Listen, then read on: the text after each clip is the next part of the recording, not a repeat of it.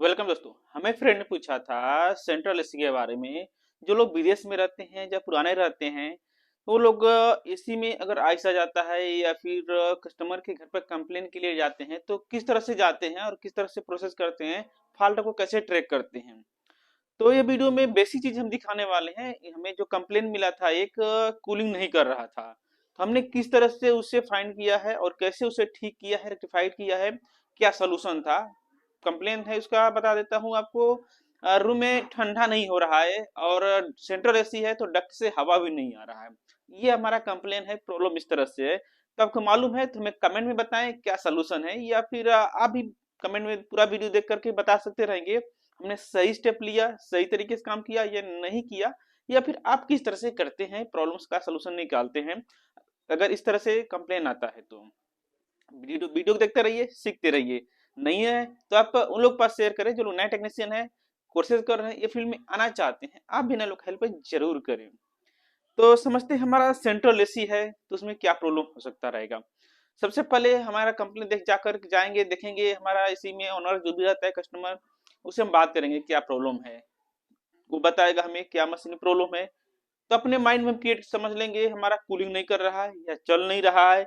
चल रहा है, सब कुछ चल रहा है, ठंडा हवा आ रहा है, गर्म हवा आ रहा है, जाकर हम ऑब्जर्व करेंगे। एक चीज और हम आपको ध्यान दे बता दें, कभी भी आप कस्टमर क्लाइंट के ऊपर 100% बिलीव ना करें। ठीक है, ये चीज और ध्यान रखिएगा। कभी वो प्रॉब्लम बता रहा है, कूलिंग नहीं कर रहा है, मशीन नहीं चल रहा है, ठीक है, लेकिन वो क्या बोल रहा है हमें पता है, आप ये जाकर चेक करो, जाकर चेक करो। ठीक है, उस पर बिलीव ना करें, आप खुद जाकर के सेल्फ पर्सनली जाकर के मशीन में देखें, ऑब्जर्व करें एक्चुअली है क्या प्रॉब्लम। क्योंकि कभी भी कस्टमर क्लाइंट जो है सही आपको नहीं बताते हैं और हमारे टेक्नीशियन जो रहते हैं वो फंस जाते हैं। तो अपना टेक्निकल माइंड से जाएं, फोकस करें, देखें, सोल्यूशन निकालें। तो हमने भी वही किया, हमने देखा हमें कंप्लेन आ रहा था तो हमने चेक किया, थर्मोस्टेट चेक किया। थर्मोस्टेट में जो टेम्परेचर सेट किया हुआ था 20 डिग्री टेम्परेचर सेट किया हुआ था, ओके वेरी गुड था। तो उसके बाद हमने चेक किया ग्रिल से, डक्टेबल से देख चेक किया तो वहां से रिटर्न हवा जो है, हवा प्रॉपर नहीं आ रहा था, फास्ट हवा नहीं आ रहा था। तो उसके फिर हमने समझ लिया हमारा मशीन में इंडोर संबंधित प्रॉब्लम है। तो उसके बाद हमने क्या किया, इंडोर में जो डक्ट रहता है, डक्टेबल एसी है, उसे हमने खोला। खोल करके हमने चेक किया, सबसे पहले हमें क्या चेक करना चाहिए, उसका एयर फिल्टर हमने चेक करने की कोशिश किया। जैसे पहले ही हमने जब खोला मशीन में देखा हमारा साउंड जो सरसराक साउंड आ रहा था, लिक्विड का साउंड आ रहा था। उसके बाद देखा तो एक्सपेंशन वाल्व जो बाहरी था उसके ऊपर पूरा आइस जमा हुआ था, आइस जमा हुआ था। तो हमने उसको क्या किया, सिस्टम को बंद नहीं किया है। कभी आपको ध्यान रखें, मशीन में आप लाइव में अगर चेक करेंगे तो सबसे बेटर रहेगा, आपका फॉल्ट चेक करने में आसानी रहता है। ओके, तो हमने चेक किया उसको, जो आइस आया था तो हमने चेक करना अभी क्यों आइसा क्यों आ गया है। अगर सिस्टम में हमने चेक किया आइस आया क्यों आ गया है, तो उसके पहले हमने पीछे बैक साइड में से जाकर के चेक किया। बैक साइड में हमने चेक किया तो एयर फिल्टर जो रहता है वो देखा, एयर फिल्टर भी बहुत ज्यादा गंदा हुआ है, ब्लॉक हुआ है, पूरा फिल्टर ब्लॉक हुआ है। तो हमने क्या किया, फिल्टर को निकाला। निकाला तो देखा इवापोरेटर जो रहता है, कॉइल जो है, इवापोरेटर जो रहता है पूरा व्हाइट जमा हुआ है, पूरा फुल आइस जमा हुआ है इवापोरेटर में, कॉइल में। तो कंप्लेन जो कस्टमर का था, ये कूलिंग नहीं कर रहा है और हवा नहीं आ रहा है, तो उसका फॉल्ट प्रॉब्लम ही मिला, हमें रीजन मिला एसी का जो कॉइल है, एयर फिल्टर जो है पूरा ब्लॉक है। ब्लॉक होने की वजह से क्या हो गया, एयर सर्कुलेशन इसका नहीं हो पाया। जब एयर सर्कुलेशन नहीं हो पाया तो इवापोरेटर में क्या हो गया, लिक्विड फॉर्म हुआ और आइस फ्रस्ट होना चालू हो गया। जैसे जैसे लॉन्ग टाइम चलते गया, ज्यादा देर तक चलते गया, उससे क्या हुआ, आइस जो इसका बनता गया, मोटा जमता गया। तो आइस का लेयर पूरा बन गया। लेयर पूरा बनने की वजह से क्या हो गया, हवा नहीं खींचेगा, जब सक नहीं करेगा तो रूम में हवा फैलाएगा नहीं, फेंकेगा नहीं एसी में। तो इस तरह से प्रॉब्लम हो गया, हमारा प्रॉब्लम मिल गया, यानी कि हवा रूम में नहीं फेंक रहा था, कस्टमर का सही था क्वेश्चन, उसका उसका जो कंप्लेन था सही था। ओके, तो हमें चेक करना है क्यों नहीं, ये आइस क्या रीजन हो सकता रहेगा, क्या क्या प्रॉब्लम हो सकता रहेगा। फर्स्ट हमें ये चीज चेक करना, ऑब्जर्व कर लेना है। तो हमने यहाँ पे पीसीबी जो लगा हुआ था, जो पीसीबी लगे रहते हैं वहां से हमें फर्स्ट इंडोर में ही चेक कर लेना चाहिए।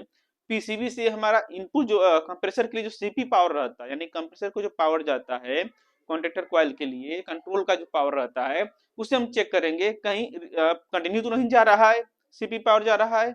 टेस्टर से हमारा जो आउट रहता है वहां से हम पावर चेक करेंगे, पावर कंटिन्यू आउट हो रहा है या नहीं हो रहा है। तो रिमोट से बंद करेंगे, बंद करने के उस तरह से नॉर्मल चेक करें, कंटिन्यू जा रहा है, ठीक है। हम रिमोट से अगर बंद करते हैं, टेम्परेचर को बढ़ाते हैं, रिमोट से बंद करते हैं, तो क्या होना चाहिए, हमारा सीपी पावर रहता है वो ऑफ होना चाहिए, बंद हो जाना चाहिए। अगर हमारे रिमोट से बंद करने के बाद या फिर टेम्परेचर 30-32 रखने के बाद, यानी ज्यादा टेम्परेचर रखने के बाद भी एसी जो कंप्रेसर है टेम्परेचर कट ऑफ नहीं होता है, इसका मतलब कंप्रेसर का रिले स्टक हो गया है, कंटिन्यू सप्लाई पावर जा रहा है। जब कंटिन्यू जाएगा तो आइस आएगा ही, प्रॉब्लम आएगा। तो इसमें ऐसा कुछ प्रॉब्लम हमें नहीं मिला है। तो हमें मेन प्रॉब्लम मिला इसका एयर फिल्टर जो था, एयर फिल्टर ब्लॉक था। तो एयर फिल्टर हमें क्या किया, सर्विस किया। और जो इसके अंदर जो इवापरेटर है, इवापरेटर पूरा आइस जमा हुआ था। तो नॉर्मल कस्टमर आते हैं, उन्हें जल्दी एसी चालू करके देना था, क्योंकि रूम गर्म हो रहा था। तो जल्दी हमें चालू करके देना था। जल्दी चालू करना है तो उसके लिए सोल्यूशन नहीं रहता है, सबसे अच्छा तरीका है उसे पानी से वॉश कर दें।